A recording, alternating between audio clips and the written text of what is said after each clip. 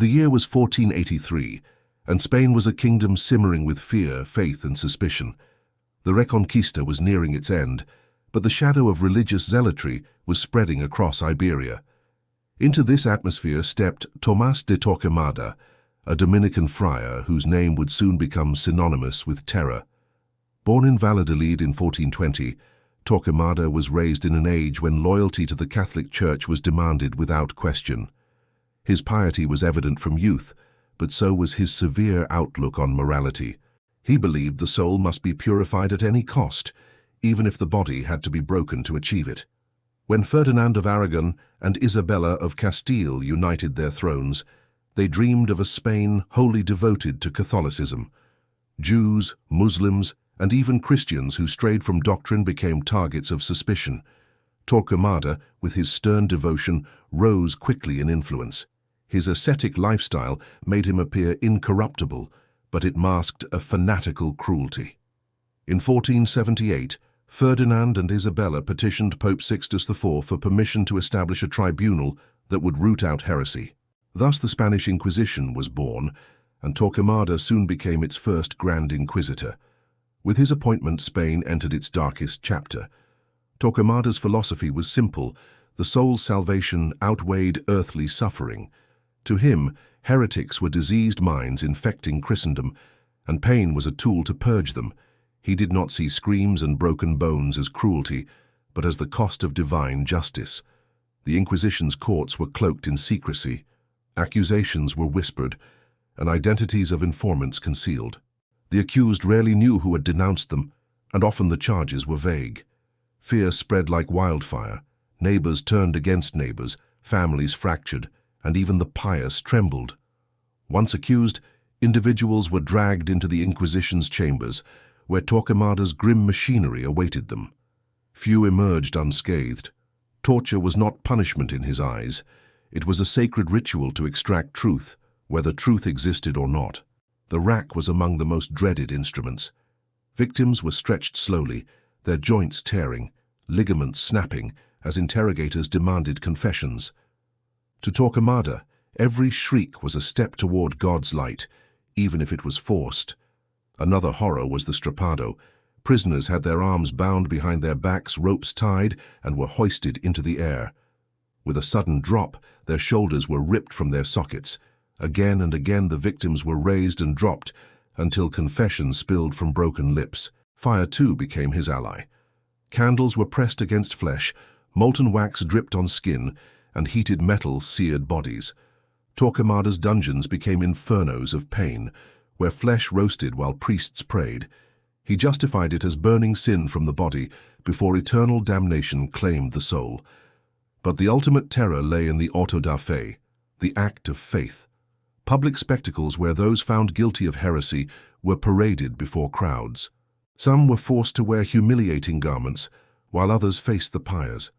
Flames consumed them as the masses watched, believing they were witnessing divine justice. Torquemada's obsession with purity extended beyond individuals. He pushed Ferdinand and Isabella to expel Jews from Spain in 1492, forcing thousands to abandon their homes, wealth, and heritage.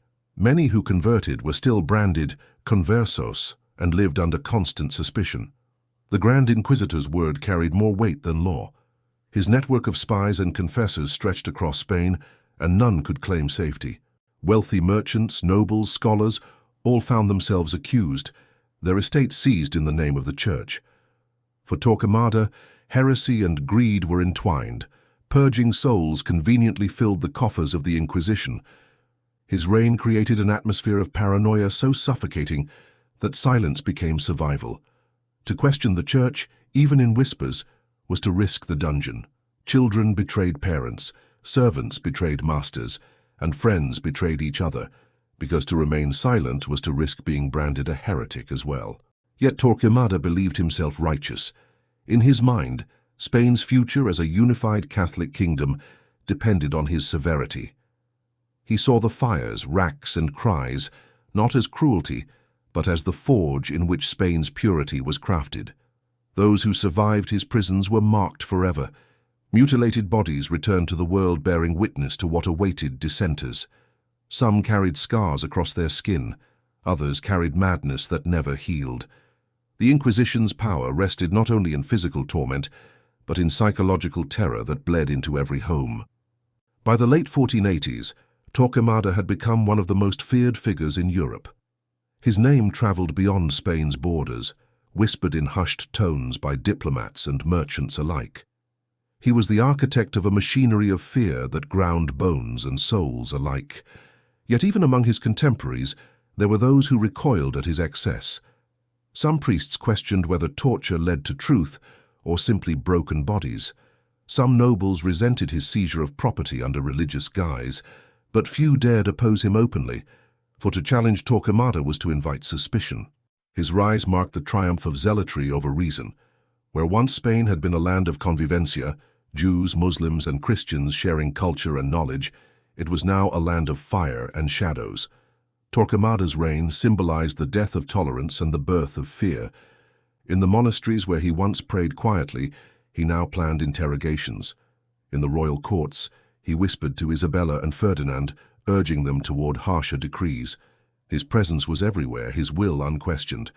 The Grand Inquisitor had become both priest and executioner, and yet Torquemada believed his legacy was holy. He wrote letters defending his methods, insisting that the preservation of the soul justified any means.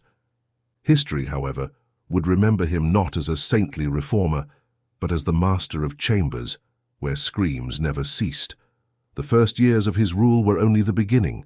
Spain had given him the keys to a kingdom of shadows, and Torquemada would use them to fill its prisons, its streets, and its skies with fire. The world had not yet seen the full horror of his reign, but the flames were already rising. By the late 1480s, Torquemada's reign had reached its peak. His Inquisition was no longer an experiment, but a system woven into the fabric of Spain. Every city, every village, every household lived under the silent threat of his spies. A careless word, a forgotten prayer, or a neighbor's jealousy could end in chains. The prisons of the Inquisition were not built for mercy. Stone corridors led to chambers without windows, where dampness clung to the air and the stench of blood lingered. Rats scurried along the walls, feeding on scraps left behind after interrogations. These dungeons became the kingdom's most terrifying secret. At the heart of these chambers stood the instruments of torment. The rack, the strappado, the iron collar, all gleamed in the torchlight, waiting for new victims. Each device was designed not only to break the body, but to shatter the will. Torquemada insisted that no pain was too great if it could draw out a confession. The accused entered these rooms blindfolded, their fate unknown until it was too late. Some collapsed at the sight of the tools, confessing to crimes they had never committed. Others resisted, clinging to their innocence until iron and flame pried it from them. None left unmarked. One of the most dreaded devices was the garrucha. Prisoners had their hands tied behind their backs, then hoisted by ropes until their shoulders dislocated. Sometimes weights were attached to their feet, pulling them down as they hung suspended. The crack of bones and the cries of agony echoed in the dungeon. The rack was equally merciless. Limbs were tied to rollers at either end, and with each turn of the wheel the victim's body was stretched. Tendons tore, joints snapped, and screams filled the chamber. Interrogators calmly asked questions while the victim writhed, as if truth could be measured in broken bones. Fire was used not only in executions, but also in interrogation. Iron pincers were heated until they glowed, then pressed against flesh. Candles burned against faces, wax dripping into open wounds. The torment was precise, controlled, meant to prolong rather than end suffering. Torquemada believed this pain purified souls, even as it blackened skin. The toca, an early form of water torture, was another method. Cloth was forced into a prisoner's mouth and water poured until they felt as though drowning. Gasping and choking, they often confessed to anything, their words drowned in panic. To the Inquisition, this was a revelation of truth. Yet the cruelty extended beyond physical torment. Psychological fear was cultivated as carefully as fire and steel. Prisoners were kept in isolation, denied light, and told their families had abandoned them. They were reminded daily that even their thoughts belonged to God, and that resistance was rebellion against heaven. Torquemada ensured that executions were public, turning death into theatre. The auto da fe became the spectacle of the age. Victims marched through streets in humiliating garments marked with symbols of their crimes. Crowds gathered in thousands, chanting prayers as flames consumed the condemned. The air was thick with both incense and smoke, sanctity and death. Priests recited verses while fire devoured bodies. For the people, these events were both warning and ritual. For Torquemada, they were victories, proof that fear had triumphed over defiance. Not all victims were guilty of defiance. Some were scholars accused of holding forbidden texts. Others were merchants suspected of false conversions, while many were simply the unlucky targets of envy. The Inquisition cared little for evidence. Suspicion was enough to justify torment. Even nobles were not immune. Estates were confiscated, titles stripped, and families disgraced. Wealth poured into the coffers of the Inquisition, enriching the very machine that had condemned them. Torquemada masked greed with sanctity, convincing the crown that each seizure was a holy act. The expulsion of the Jews in 1492 deepened the shadow. Those who refused conversion fled across borders, leaving behind generations of roots. Those who stayed and converted, the conversos, were hounded still, forever suspected of secretly practicing their faith. Torquemada's dungeons filled with their cries. Every confession fed the system, whether true or false. Records were kept, judgments written, and flames lit. The Inquisition thrived not on truth, but on fear, and Torquemada wielded fear like a sword sharper than any steel.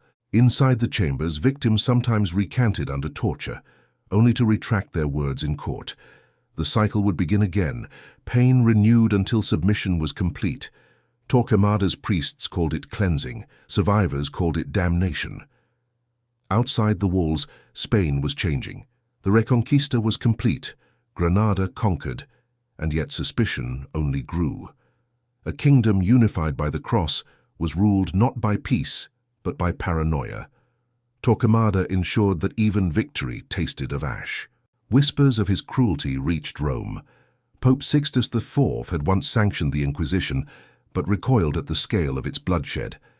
Yet Ferdinand and Isabella defended their Grand Inquisitor, arguing that he was securing Spain's soul. To question him was to question their vision of a holy empire. The common people, caught between fear and devotion, accepted the terror as divine will. Parents taught children to watch their words, to hide their doubts, to never linger near the Inquisition's gaze. Generations were raised in silence, their faith rooted in fear rather than hope. Torquemada himself remained ascetic, untouched by wealth or indulgence. He lived simply, wore rough garments, and prayed with the intensity of a zealot. But this austerity only deepened his aura of menace. He did not torture for pleasure. He tortured because he believed it was God's command. This made him more dangerous than any tyrant seeking glory. Torquemada's cruelty was not human ambition, but divine conviction. His dungeons were not prisons of men, but sanctuaries of fire, where he imagined he was saving souls. By the early 1490s, his legacy was already carved into Spain's history. Tens of thousands had been accused, tortured, or executed. The very fabric of society had been rewoven with suspicion and fear. The Grand Inquisitor stood unchallenged, the kingdom bending beneath his shadow. But whispers began to grow. Nobles questioned the endless seizures, priests murmured doubts, and even Ferdinand and Isabella saw the cost of their Grand Inquisitor's zeal. Yet Torquemada was not finished. The darkest chapters of his reign had yet to unfold, and the fires of Spain still hungered for more victims. By the mid-1490s, Tomás de Torquemada had ruled the Inquisition for over a decade. His name was carved into the bones of Spain, whispered in terror by peasants and nobles alike. Yet even as his power seemed unshakable, shadows of doubt began to gather around the Grand Inquisitor. The auto da fe continued with unrelenting fury.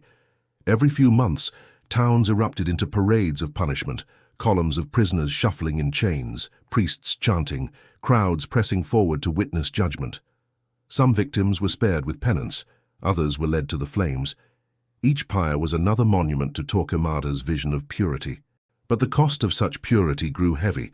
Families were ruined, trade disrupted and scholars silenced.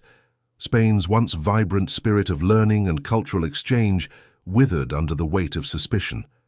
A kingdom that had once embraced Jewish philosophers, Muslim architects and Christian mystics, now smothered itself in fire and fear.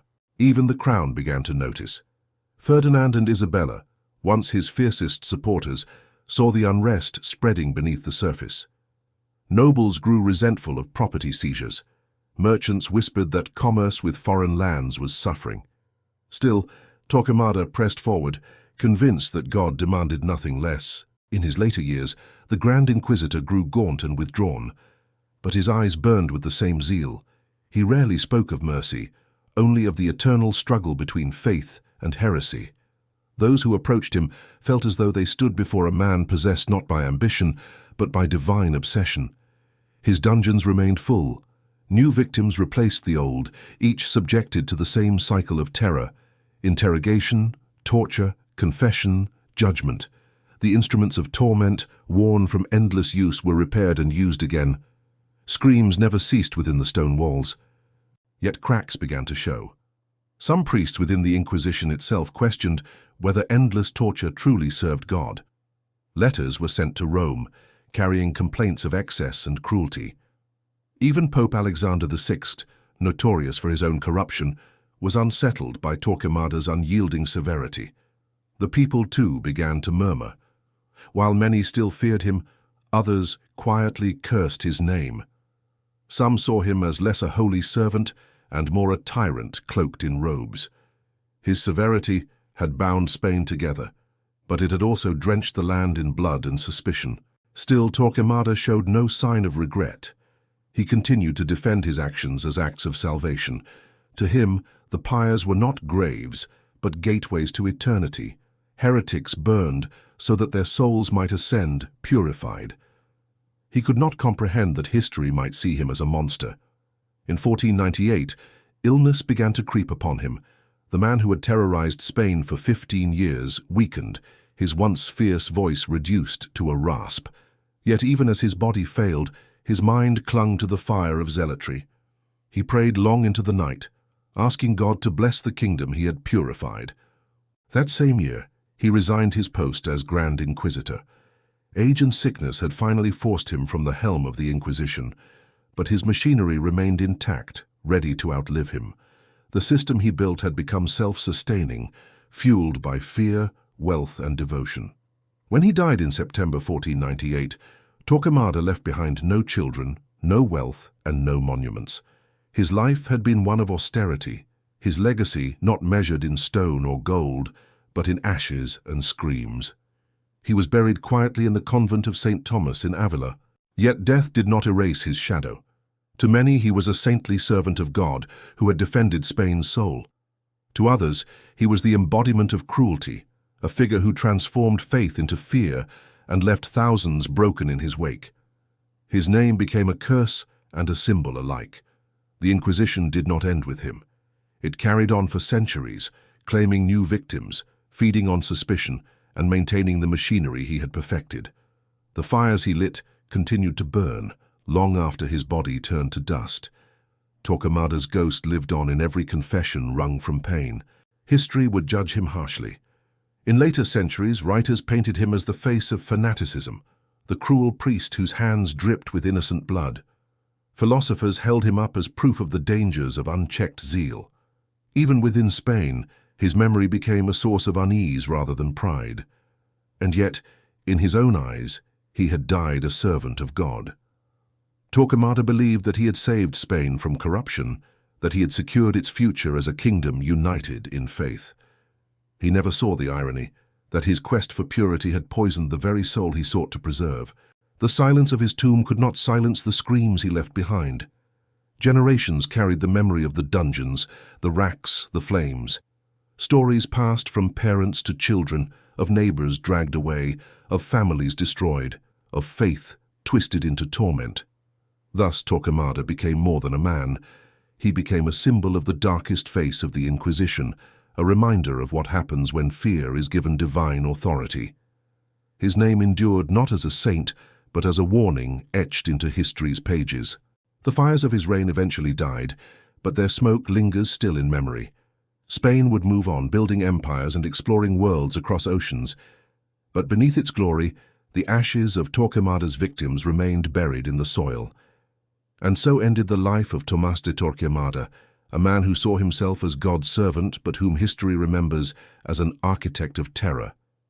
His chambers of pain may have crumbled with time, but the echoes of his victims remain, whispering through the centuries. The Grand Inquisitor's work was done, but the shadow of his torch still falls across the pages of history. His name remains a symbol of fear, his legacy a lesson carved in fire. That when faith becomes fanaticism, dungeons will always follow.